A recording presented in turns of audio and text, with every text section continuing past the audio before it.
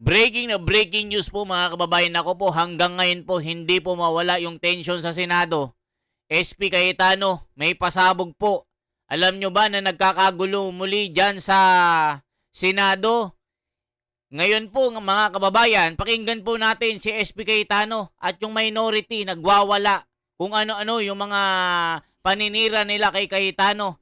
Si Risa Hontiveros nagpahayag na hindi na daw kailangan si SP Cayetano. Wala raw kakayahan maging Senate President. Bakit daw hindi sila pumapasok?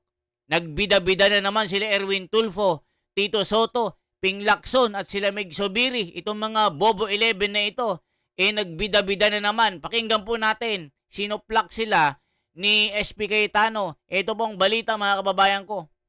But if we allow the flood control issue, the biggest corruption issue in our history, to go unchecked, let me throw you this question. Alam niyo na ba kung ano talaga ang scheme o scam sa flood control? Ilan ba talaga ang ghost? Ilan ang hindi ghost?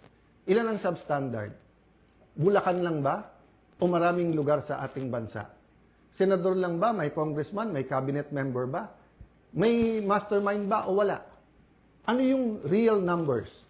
Sa 1 trillion a year, sa 2023, 24, 25. O ito mga kababayan, sabi po ni Cayetano dito, just in, post ito ng Inquirer.net. Senate President Alan Peter Cayetano, ito nagsalita na po siya, announced on a Facebook live stream that the majority bloc will not be attending the plenary session as retaliation for the minority bloc's walkout on a vote pushing for online participation in the Senate on May 26. Cayetano also alleged that the minority senators are trying to overturn the leadership in the chamber to vacate the blue ribbon to stop the planned hearing on Thursday. Isipin nyo mga kababayan, pinipigil po ng mga minority itong mga bobong senador na ito na alam natin na magkakasapakat, magkakasama. Ayaw nilang maituloy ang pag-iimbestiga ng pagnanakaw sa Blue Ribbon Committee. Ginagamit nila yung parliamentary tool na walkout para hindi matuloy ang pag-change ng rules. So ngayon, ang majority ginagamit rin po yung rules sa tama, morally, legally to ensure na hindi agawin ang mga committees para po matuloy ang hearing ng Blue Ribbon sa Thursday at iba't ibang mga importanteng hearing sa bawat committee. Naku po mga kababayan, kaya pala, yung maitim na plano ng minority talagang pipigilan nila ang pag-iimbestiga ng flood control. Ano ba dyan ang tama? Ngayon ba? Wala na bang corruption ngayon sa infrastructure problems? Kamusta ang ating flood control? Pag umulan ba ng malakas ngayon, makakasiguro tayong hindi babaha? So ang dami pong tanong. Hindi po ito masasagot kung wala tayong independent, impartial na hearing. Ayan mga kababayan, talagang itong mga bulagaan mga kababayan ko, talagang may balak po sila. Tignan nyo po meron tayong ipapakita sa inyo. Ito, ipakita ko lang po itong So ayan, ito po mga kababayan. Makikita po nyo ditong nangyayari ngayon. Nagkakagulo po. Ayan. Sir, bukas meron na. Ayan po. Wala po yung mga majority. Pero sir, ano mismong sinabi po? Bakit daw hindi sila darating, sir? Sabi ni SP Alan, sir? SP Alan, sir. Senate Secretary. So, Ayan nga po mga kababayan, binoykot po ng majority ang minority itong plenary session. Kasi nga talagang may balak po itong Bobo 11 na agawin ang majority ngayon. Kaya nagkakagulo. Alam nyo ba mga kababayan, parami ng parami ang mga taong bayan sa paligid ng ng Senate, sa Senado, parami ng parami ang tao. Alam nyo ba mga kababayan? Nako po, marami po akong naririnig na tila itong araw na ito at itong paparating na mga araw, Milyon-milyon ang darating po sa paligid ng Senate. Naku po mga kababayan, nakakakilabot na pangyayari ito pag giniba nila ang Senado. Pag pinilit nilang pigilan ng flood control para itago yung mastermind, naku magkakagulo talaga. Ito po mga pasabog dito. Naku po, nakakakilabot ito. May hearing ang ombudsman, may investigation at hearing ang ombudsman at DOJ. But what about the Blue Ribbon Committee? We gave Senator Lacson a chance. Napakatagal yon. Kayo na magkwenta ilang buwan o isang taon, di ba? So, Senator Marcoleta had one hearing. Pipigilan natin yon. Witnesses. Pag nandyan na yung witness, matetest natin. Kaya hindi ako nagja-judge. Pag nakita ko sa press con, of course I'm intrigued. Of course I listen. Ayan mga kababayan, yung mga kinakatakutan ni Tito Soto, ni Ping Lacson at yung minority ngayon kasi ngayong 18 Marines ay naimbita na at bit-bit na ni Marcoleta. Ito po yung ginagawa ng minority pigilan. Patalsikin si Cayetano. Kaya ang ginawa ni Cayetano, binoykot po yung session ngayon. Ito yung pagprotesta bilang sa ginawa ng mga kamote na 11 na pag-walk out. So pag sila yung binoykot, pag yung majority ang nag-boycott, masasama yung loob, sayang do yung mga pinapasahod. So yung pag minority, yung mga bobo ang nag-walk out, okay lang. O kita nyo mga kababayan, parang baliktad. Kung sino pa yung mga bobo, sila pa yung mga bida-bida.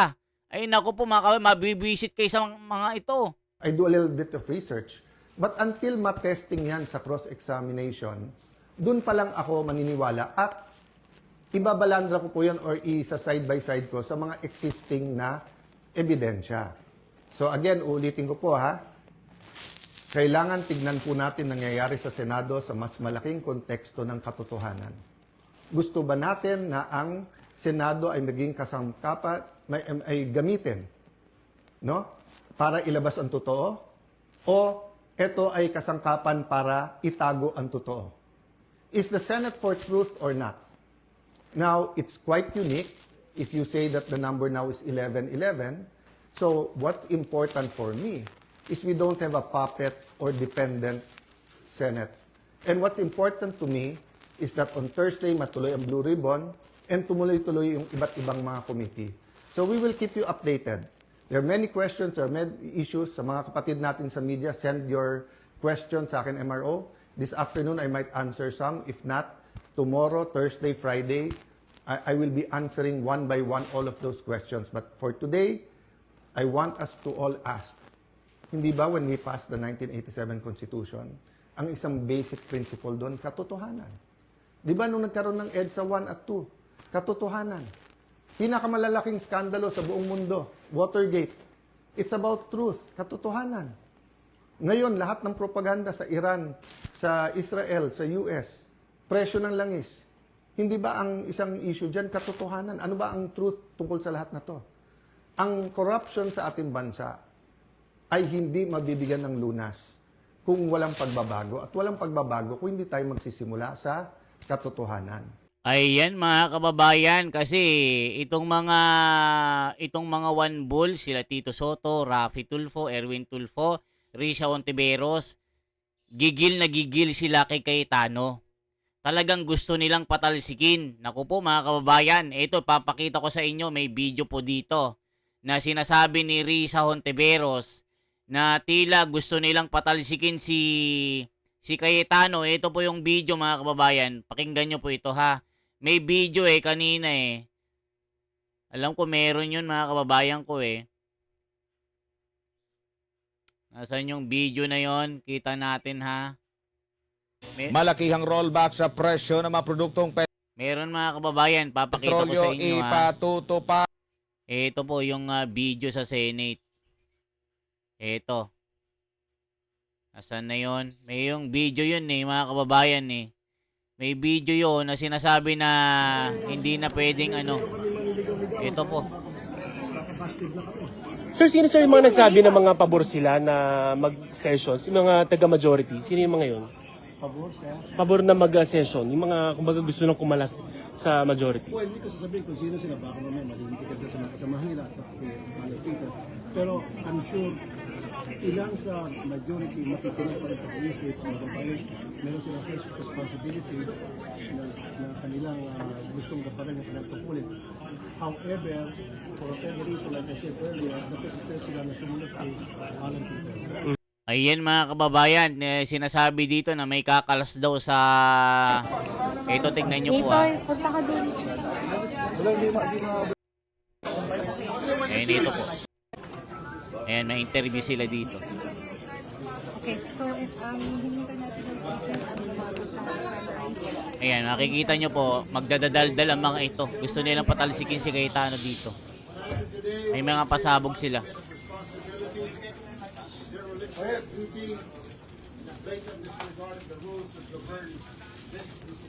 Tingnan mo, galing-galingan itong kupal na ito.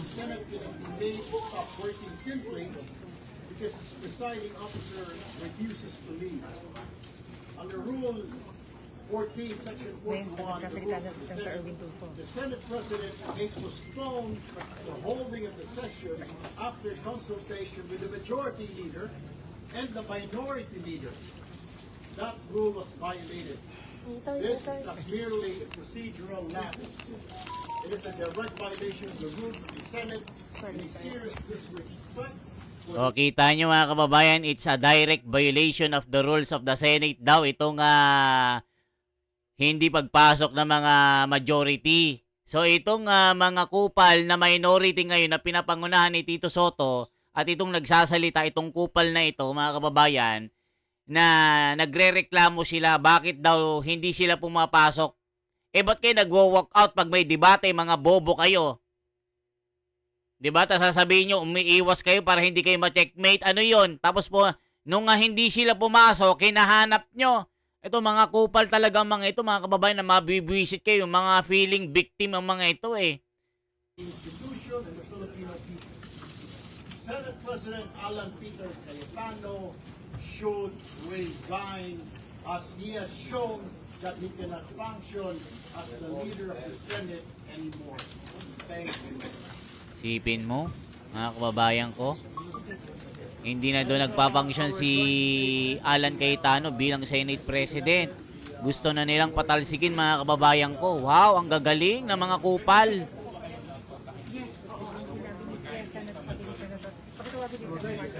Ayan na mga kababayan ha. Tignan nyo mga kupal ito mga kababayan. Gusto nilang patalsikin si Cayetano. O, tignan nyo, dami nilang idadaldal dito. Binabayaran tayo ng taong bayan. Wow, ang galing magsalita. Para mag-legislate. Hindi para mag-absent naman at magbulakbol. O, wag daw bulakbol. Wow, ang kakapal ng mga mukha talaga, ano. Talagang mga pabida. Isipin mo, ang kakapal ng mukha. Pero nung nag-walk out, nung nag-walk out kayo, wala kayong marinig. Pero ngayon na hindi kayo pinasukan, nag-iiyak kayo. Mga kupal talaga mga ito, mga kababayan. Kita nyo ha. Sir, parliamentary tool daw to, sabi ni SB Cayetano, para matuloy yung Blue Ribbon Committee on Thursday. Ayaw nilang matuloy eh. Maaga yung iba committee na chairmanship, sabi po sa live niya kanina. Abuse po yan ng sinasabi niyang parliamentary rules ng Senado. Hindi po namin hinahadlangan magpatuloy ang anumang pagdinig ng komite basta nasa tamang paraan. Mabuti, binawi nila yung subcommittee. And the numbers will always speak. Ayaw nila yung subcommittee mga kababayan. Kami ang minority. Dapat siya rin, si Senate President, at ang majority, maging matapang harapin ang mandato o kakulangan ng mandato ng buong Senado. Akala mo kung sinong magagaling ang mga ito, mga kababayan, ano? Grabe, ang kakapal ng mukha ang mga ito.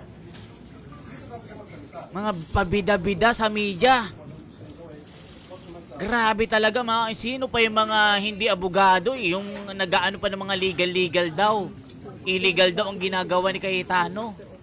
Ay talagang sobrang kapal ng mukha nila. Gusto nila, ayaw nilang maituloy itong ginagawa ni Marcoleta na subcommittee. Naku, Kaya yung mga tao, padami ng padami sa Senado, mga kababayan, tila magkakaroon ng people power ngayon. Ngayon o bukas, sa ikalawa, naku, padagsa ng padagsa ang mga tao sa Senate ngayon. Na nagmamahal pa po sa Senado, nais magtrabaho para O kita nyo, galing-galingan, nagmamahal daw sila sa Senado. pwedeng pagdebatihan kahit anong bagay, pwede pong pag-usapan kahit anong bagay. Dito mo kami O kita nyo, kahit anong bagay daw, magdebate. Ba't nung nakaraan, nag-walk out kayo?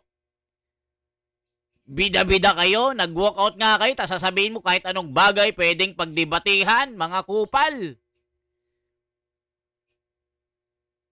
Di ba mga kababayan, parang mga feelingero, mga feeling pa-victim mga kababayan, nung kayo yung nag-walk out, kala mo kayo pa yung biktima. O ngayon, hindi kayo pinasukan, sasabihin nyo, kahit ano pagdebatihan, mga kupal. Ay naku mga kababayan, manggigigil kayo sa mga taong ito eh. diskusyonan. Dahil nandito po tayo para magtrabaho. Hinihikayat po namin lahat ng kasama namin na nagmamahal pa dito po sa Senado. Pumasok tayo bukas, magtrabaho tayo para sa tao. Sir, kung hindi sila pupunta, sir, Hinahabol ko si Alan Peter Cayetano. Kung matapang ka, pumunta ka dito bukas. Otherwise, drop ka. sir, if they will still not show up tomorrow, mag-a-adjourn without settling anything? Tingnan natin. That's why we're appealing to our colleagues. Nagampanan natin yung ating trabaho.